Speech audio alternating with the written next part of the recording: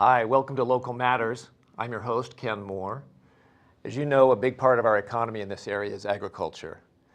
It's important to us, and agriculture is changing, and that's important. 20, 30 years ago, who heard of a CSA? I think in the last 10 years, most of us have heard that term.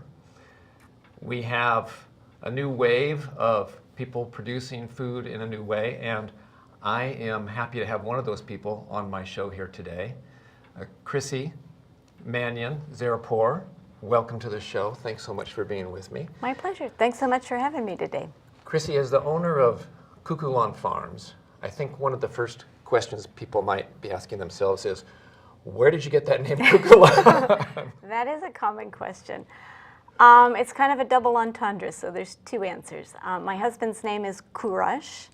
It translates into English as Cyrus, but Cuckoo Lawn was just his family's pet name for him when he was a little boy, so it really doesn't have a meaning. It's just a David, Wavid, Georgie, Porgy kind of name.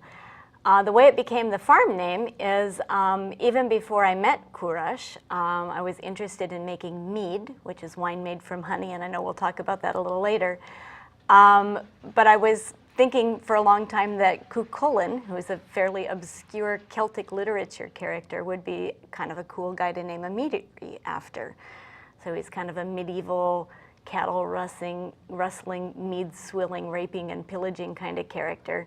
But the problem is it's such an obscure literary reference that nobody's ever heard of it. It's Gaelic, so nobody can pronounce it or spell it. And you do a Google search and all the references to it are either literary or theater, so it didn't work. So you see the Cuchulainn. Cuchulainn is the Gaelic guy, but Cuckoo Lawn is the farm name.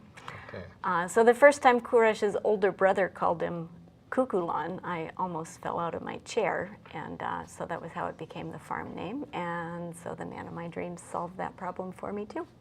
Wonderful, wonderful. Well, thank you for that story. The headline news about Cuckoo Lawn Farms is the fire that took place. What, has it been a month now? It's been 3 weeks, yeah. No, it has been a month. It was the 19th, so yeah, right at a month. Tell us what happened. So we raise baby chickens, and baby chicks don't have any feathers. They require some source of heat to keep them warm. The usual way to do that is with heat lamps. Heat lamps are notoriously unstable. So whether one fell or had a short or a chick pecked it or there was a predator who knocked it over, I couldn't tell you exactly, but definitely a heat lamp fell on the floor and started the sawdust bedding on fire. It was 1:30 in the morning, and so we woke up to a car outside our bedroom window, very annoyingly, incessantly honking its horn. And you thought they might have been having a vegetable emergency? I didn't know what to think. I just wondered, what are these people doing at 1:30 in the morning honking their horn under my bedroom window? So we woke up and annoyed and turned on the light, and they wouldn't stop. And then my husband noticed this glow of fire coming in through the back windows, and so we sprang into action pretty fast after that. I was on the phone to 911 within a minute because it was clear we were not going to be able to control this fire. There were 2 small barns involved. When I started the call, the fire was only in one barn. By the time I was off the phone, just a couple of minutes later, the second barn was unsavable and the third barn was threatened. And I was thinking, there is no way the fire department's going to get here. The third barn's going to go. And in the first bay of the barn, we had, a gas can, we had an LP tank, we had the lawnmower with the gasoline in it. I'm thinking the whole thing's going to go like a minefield.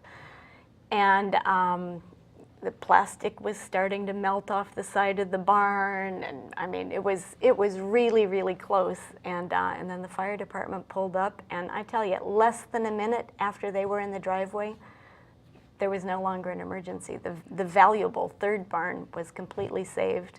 I have never been on a hormone ride like that in my life. I was impressive. So we lost the 2 smallest, least valuable barns on the property, and the really valuable barn, and the one that would have started our neighbor's barn and possibly his house, really had only the most superficial skin damage. So mostly we just feel really, really, really lucky. And unfortunately, by the time the angel in the annoying car, or by the time I wanted to thank the angel in the annoying car, they were gone. So I have no idea who to say thank you for. But if you're watching, I've been blowing kisses for the last month and hoping one of them lands on you. And a well-trained fire department within a minute. Oh my God, it was so fast. I couldn't believe how responsive the Yamhill-Carlton fire departments were. It was absolutely astonishing how fast they were there and how quickly everything was under control. Top notch. Wow, that is short of disaster, but you must have felt like this really could go very badly. It was, I mean, no kidding, it was under 2 minutes from going very, very badly. And you probably never had a fright like that in your life. I haven't, no. Yeah, wow. Well, so the next day, for a while after you were cleaning up your operation, you were figuring out how's this going to go from here. So what did the recovery look like? We had even, I know many people have said from the outside it looked amazing how fast the recovery was. Even from the inside, we kind of blew ourselves away by how quickly we were able to recover. So Cuckoo Lawn Farms is not just one couple with one little 5-acre property. If it takes a village to raise a child, it surely takes a village or a county to run a farm. And it's been a long process to really embrace that realization. So this is our 10th year in Yamhill County farming. Neither of us have a farming background. Like a lot of new farmers, we started really with a spirit of independence, fierce independence. And in the first few years, it became obvious that that was just a recipe for an early death. So kind of gradually over time, we've become this loose co-op of Yamhill County farms. So there are about a dozen neighbors who raise livestock with us. And that diversification turns out to be a tremendous strength and a tremendous risk mitigation strategy. So our plan had been in 2015 that our neighbor Ken Payne, just outside Newburgh, would raise half of our pastured chickens, and we on our own property would raise the other half, and they'd be divided conventional feed and organic feed. But last fall, we had already walked through a scenario where Ken would raise all the chickens. And so like we already had all the plans in place. We had already walked through every single aspect of the logistics of what would that look like if all the chickens were raised there.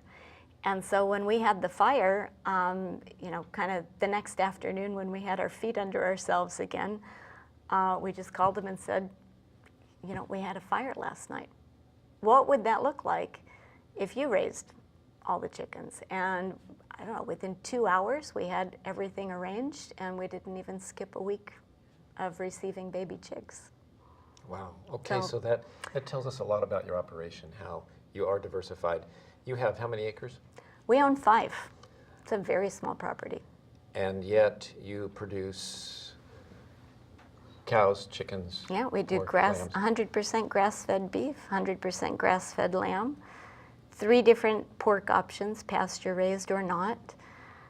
Pasture-raised chickens, both on conventional feed and on organic feed at 2 different price points. Eggs from pastured hens, local raw honey, and a complete vegetable CSA subscription.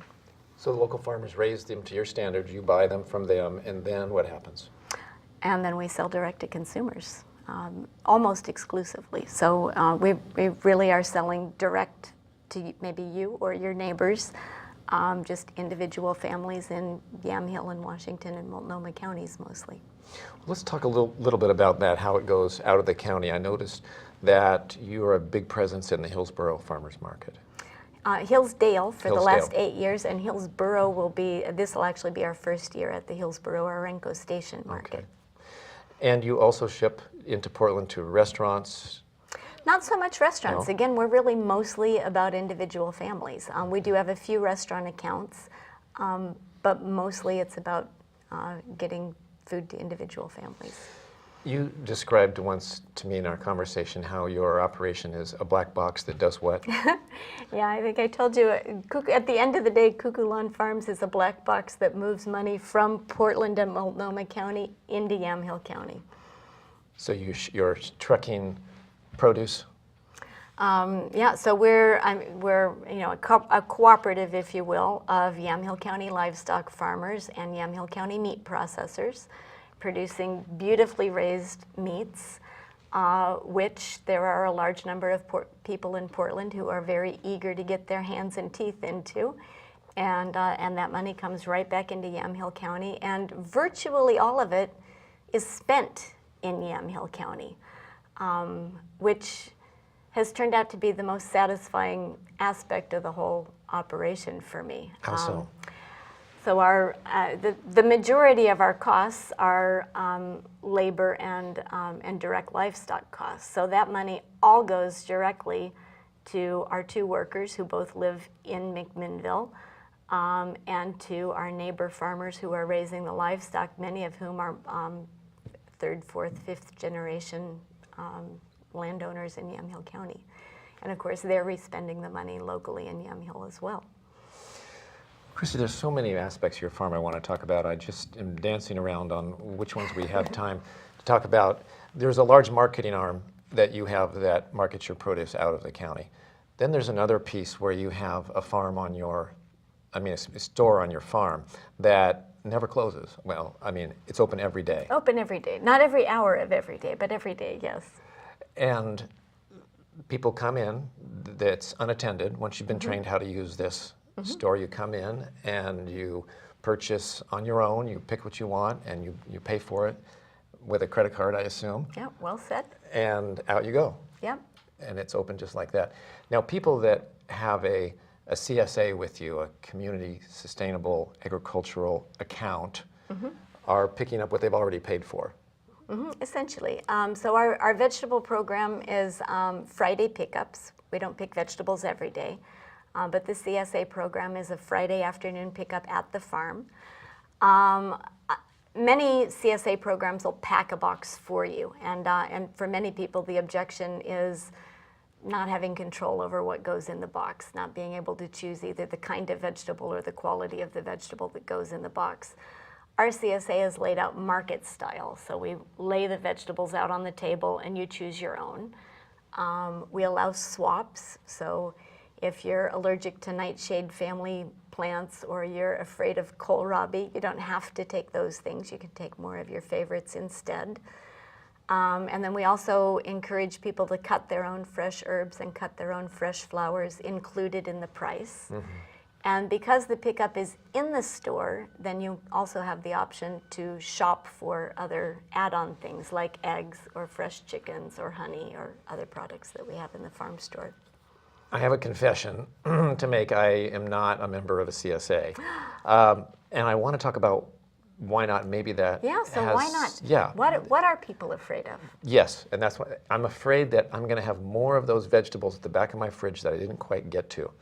That onion that's in the saran wrap and is starting to grow. How they grow in the fridge, I don't know. But anyway, that this flood of vegetables will come, and I won't be able to turn it off or stop it, and I won't know what to do with them. And that. Now, you have an answer to that. We do actually have a couple answers to that, 3 answers to that. So one is we offer 3 sizes of shares. So you're going to make your best guess at the beginning of the season which size is the right size for your household. But if you guess wrong, you can go up or down, and we'll just do a prorated adjustment to the price. So that's your faucet for turning down the flow. The second is we offer a lot of support for how to put up vegetables. So our season is from the beginning of June through the end of October, which doesn't get you through the winter. But you don't have to let the onion in the back of your refrigerator grow, Ken. You can actually peel it and chop it just like you would for a recipe, and then put it in a Ziploc freezer bag and stick it in the freezer. And now you have an onion all ready to go the next time you need one, and it'll last there for a year. Why didn't I think of that? Thank you. So you don't have to let those vegetables go to waste. But rather than having this giant, scary, unapproachable problem of having to put up 80 jars of spaghetti sauce from, some monstrous tomato crop. You can just put up a little bit every week, right? If you've got one extra onion every week and you just chop it and put it in your Ziploc bag of chopped onions, then, you've got a couple of months of onions put up for winter. You can boil green beans for a minute or two, put those in a freezer bag, put those in. You can can a few things. So there's ways to preserve them. And the third thing is, with our CSA, we always offer a money-back guarantee. So I get it that people are afraid of CSAs and that people have heard horror stories about generally CSAs a long time ago before the program really grew up. And to me, it's a lot more important that it's fun for you. And I would rather have you stop in the middle of the season and get a full refund and have good things to say about the experience and good things to feel about the experience than to have you, go off at the end of the season feeling like you're chained to something you don't want anymore and then going around telling people CSAs suck. Because they don't. They're a lot of fun. So if our CSA isn't working for you, you just say so and we write you a check for the unused part of the season. Easy peasy. I feel my barriers falling down. So very, very good. I'm all about dropping barriers. So I have a confession to make too. Our CSA is a break-even operation. We make money on meat, but our CSA is a break-even operation. To me, it's a community service. People are healthier when they eat more vegetables. That's what attracts me. The grocery store situation in Yamhill-Carlton is not a beautiful produce situation generally. And I think people ought to have access to great vegetables. It saddens me that around Yamhill-Carlton, mostly what we use farmland for is wheat and clover and grass seed. And it's beautiful soil and beautiful country, and we ought to be growing our own food. So for me, it's about getting people to have a way to enjoy fresh vegetables, making it easier to have them. And that's why I do it. All right, let's go a little bit more to the root of the operation here. Let's talk manure. Let's talk manure. It's my favorite subject. Not my favorite menu item, but it's my favorite subject. So why is your manure different on your farm? Oh boy, we are asking personal questions. So composted animal manure is the oldest fertilizer on the planet. Modern synthetic fertilizers are a post-World War I and World War II industrial product. There was no synthetic fertilizer before the World Wars. Composted manure is both a great source of nitrogen and a great source of various trace minerals that plants need to grow. The problem is we've separated vegetable farming and animal farming in our modern conventional large-scale agriculture. So if you're a vegetable farm, you have to find a way to import fertilizers. And if you're a livestock farm, you have this gigantic toxic waste problem of too much manure and no place to put it. So if you're a certified organic vegetable farm and you're not doing livestock, the only farm that's going to sell you composted manure is a large-scale confinement feedlot operation. And one of the things that happens with certified organic is all composted manure is certified organic by the stroke of the magic certification pen. So it doesn't matter if it has antibiotics in it or medications or cleaning chemicals or anything else that you don't associate in your mind and your heart with organic agriculture. It is certified organic. And all of those extra ingredients come with the composted manure. Because we compost the manure of our own livestock on our own 5 acres, I know exactly what those animals have and haven't eaten and what they have, and more to the point, have not been medicated with. So my composted manure has no antibiotics in it because I never gave them to my animals in the first place. It doesn't have medications. It doesn't have any chemicals in it.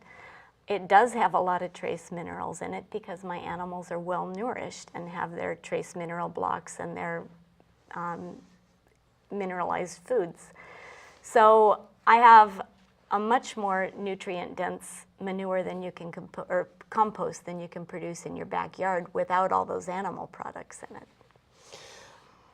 You raised up a word that caught my ear when we were talking about the fire. You said perhaps a predator had knocked over the heat lamp. What are your predators? We have several. I grew up as an attorney's daughter. I have a physics degree and classes in electrical engineering, so this is not anything I expected to become an expert in, but we have had raccoons, possums, stray cats, a town dog, coyotes, rats, owls, and hawks. And what's your most troublesome predator? Raccoons. And what do they go after? They go after chickens and they go after eggs. Raccoons eat the head and the crop and leave the rest of the carcass. So this is the other strange expertise one develops. I know the calling card of every serial killer predator. I can look at a chicken carcass and tell you who was there. And how do you fight off these raccoons? And why are you unsuccessful? Well, we're intermittently unsuccessful. So at the end of the day, having free-range chickens is like laying out a buffet. Chickens are delicious, and humans are not the only species that know it. Yeah. And as long as you lay the food out, the diners are going to come. So every year, somebody else moves in and starts nibbling. We set traps, but really, at the end of the day, a gun is the most effective and most precise and definitely the quickest way to deal with a predator. And here too, I grew up a liberal Democrat with a very anti-gun mentality. If you had told me 10 years ago that I would own a gun, I would never have believed it. But that's what the word husbandry means. Husbandry is protecting your livestock, and you can't let, I mean, if I could let a raccoon just come and take one chicken and eat the whole thing and then go away, I'd be totally okay with that. But the problem is they just eat their favorite little parts, and they kill 3 or 4 chickens a night, and then they go tell all their friends and relatives about the buffet table, and they all move in. And each one starts killing 3 or 4 chickens a night and just eating their favorite parts. And that you can't put up with. Who knew? Welcome to the country. Which reminds me, you're not, like you said, you weren't born to this country life. No, well, yes and no. I was born in a small town, a small farming town, but I wasn't born to a farm family. And got a degree in physics. And went to work for Intel. Yep. And how did you make that transition from Intel to what you're doing? I couldn't find the food I wanted to eat. So I suppose part of what makes Cuckoo Lawn Farms so successful selling into Portland is I'm my own test case customer. So I was working at Intel as an engineering manager with all the low-level subclinical health issues you would expect somebody with a desk job to have. High cholesterol, allergies, asthma, headaches, digestive issues, trouble sleeping, 7 different prescription drugs. My cholesterol was over 400. And farming was a cure to all that. And yeah, so I wanted grass-fed meat. I wanted 100% grass-fed beef and lamb, and I wanted pasture-raised poultry and pork. And 15 years ago, there was no such thing. And so finally, basically in a peak of temper tantrum, I just decided if that was what I wanted to eat, then I was going to have to figure out how to do it myself. So I did. So graduate school at least is good for teaching you how to learn things out of books, and that's how I became a farmer. But perhaps even before this crisis, this health crisis was driving you, you had a love of mead. Yes. And that was been a thought of yours in the back of your mind for quite a while. So you've combined this farming operation with... Yeah, so there was, it had, I guess, kind of always been this ambition to eventually make mead, not just as a home brewer, but to make mead on a commercial scale. I became enamored of the idea of mead during the forced reading of Beowulf in the 11th grade that we all endure, and it just never let me go. So Cuckoo Lawn Farms was the 40th licensed meadery in the U.S., more or less, and commercial mead was just really hard to find. There's been a virtual explosion of commercial meaderies in the last 5 or 10 years. There are now going on 300 meaderies in the U.S., and the quality of American mead has just gone up astronomically. But certainly having a winery license and manufacturing mead was always part of the dream. And you're constantly tinkering with your formula, or you're making new flavors, or how's? Oh yeah, we just dabble in everything all the time. Yeah. I'm easily bored. When I walked through your garden last year, there were grapes growing. How's that going? That's going great. They look good. Yeah. Make some wine? I'm actually planning to make Piment, which is a type of mead. So it's kind of a hybrid. It's got 1 foot in the wine world, 1 foot in the grape or in the mead world. Basically, half the fermentable sugars come from grape juice, and half the fermentable sugars come from honey. And my ambition this year, because I expect to get a grape crop this year, is to make like a Yamhill-Carlton, malolactic, soft Pinot Noir Piment. The complexity of this operation is starting to overwhelm me. Welcome to my world. I'm going to make a guess. You don't watch much television. I don't. You know, honestly, I was just realizing this yesterday. It's probably been 15 years since I watched a minute of broadcast television. I've never had cable. I mean, ever. Like, I've never had cable in my entire life. Honestly. Wow. Okay. Well, that explains that. That explains it. So there are some gaps in my cultural education. There are some places I'm very naive. Let me just ask, in the few minutes we have remaining, let me ask about this opportunity you have to design those barns that burned. You're going to do something different there, or have you had some thoughts about how they're going to be better this time? Yes, we have started to have some thoughts. So the beauty of having the diversified operation and the backup plan is we have the luxury of time, right? We don't have to jerry-rig some half-thought-through solution together and make compromises. We can really take a step back and really plan the right way to do it, and plan good engineering systems into a barn so that we'll never have another fire. So we have started that planning process, but I don't have a finished vision in mind yet. Well, we've talked about a couple things that you're getting into. One of them being the wine mead. What was the name of that drink again? Yeah, Piment. Piment. Anything else on the horizon? What else you've got in the back of your mind? Is there something you've always wanted to do you haven't gotten to do yet, or something that's going to happen this fall, or what? Give us a little peek. Well, the other new thing is kombucha. So I've been homebrewing kombucha since 2006. I've been selling it on a very small scale since 2009, but we just have a brand new grown-up package, very sexy, and a new flavor, which literally has been available less than a week. We essentially unveiled it at the Food Meet event in Newburgh last night. So the new one is made from rose petals. So it's this beautiful rosé color drink, completely organic rose petals, organic green tea, organic black tea, organic sugar, and all that color just comes from the rose petals. It's lovely. I'm really very excited about it. I've got a couple other flavors in the back of my mind that maybe we'll launch by the end of the year. Also, getting ready to package that in kegs so you can start looking for Cuckoo Lawn kombucha at your favorite tap station. Well, Chrissie, it's been great to have you on the show today. We've run out of time, and I think we've covered about almost half of the topics I had written for us to talk about. We didn't get to talk about your solar panels that make all the electricity that you use on the farm. Yeah, we're 100% solar. I'd like to hear a lot more details about how that happened and the kilowatts and how that affects your bottom line.